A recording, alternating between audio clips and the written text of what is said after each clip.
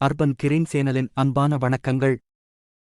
நண்பர்கள் அனைவருக்கும் இனிய காலை வணக்கங்கள் மற்றும் இந்நாள் இனிய நாளாக அமைய வாழ்த்துக்கள். இன்றைய பதிவில் நாம் எப்போதும் போல நம் மாடித்தோட்டத்தில் ரோஜா செடிகளுக்கு கொடுக்கும் அடுத்த உரத்தை பற்றி பார்க்கலாம்.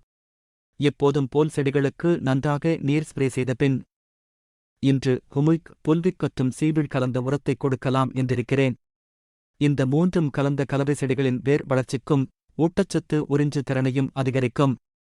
அதன் மூலம் செடிகளின் வளர்ச்சியும் ஆரோக்கியமும் அதிகரிக்கும்.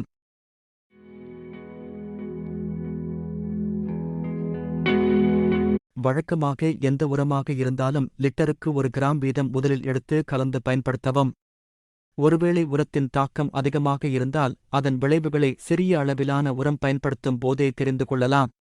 10 கிராம் ஹியூமிக் புல்விக் உரத்தை 10 லிட்டர் நீரில் கலந்து செடிகளுக்கு கொடுக்கலாம். எப்போதும் கொடுக்கும் நீரின் அளவிலேயே கொடுப்பது நல்லது. இந்த கலவையானது நீரில் நன்கு கரையும் தன்மை கொண்டது. ஹியூமிக் மற்றும் புல்விக் அமிலம் மண்ணை பல வழிகளில் மேம்படுத்துகிறது. அவை முறையான உயிரியல் செயல்பாட்டை வலுப்படுத்துதல், நீர் தக்கவைப்பை அதிகரித்தல், குளோரோபில் தொகுப்புக்கு உதவுதல் மற்றும் ஊட்டச்சத்து உறிஞ்சுதலுக்கு உதவுதல் போன்றவையாகும். புல்விக் அமிலம் பயிர்களின் ஆரோக்கியத்தையும் விளைச்சலையும் மேம்படுத்த உதவும். இது மண்ணின் அளவை சேர்க்கிறது. இது நீர் தக்கவைப்பு மற்றும் ஆக்சிஜன் சுழற்சியை அதிகரிக்கிறது. இதனுடன் சிறிதளவு மெக்னீசியம் சல்பேட் எனும் எப்சம் சால்ட்டை நீரில் கலந்து செடிகளுக்கு ஸ்ப்ரே செய்கிறேன்.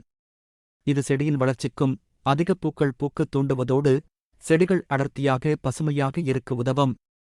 செடி முழுவதும் நனையும் படி ஸ்ப்ரே செய்யவும். மீண்டும் ஒரு புதிய காணொளியில் சந்திக்கலாம். காணொளி பயனுள்ளதாக இருந்தால் லைக் மற்றும் சப்ஸ்கிரைப் செய்யவும். நன்றி, வணக்கம்.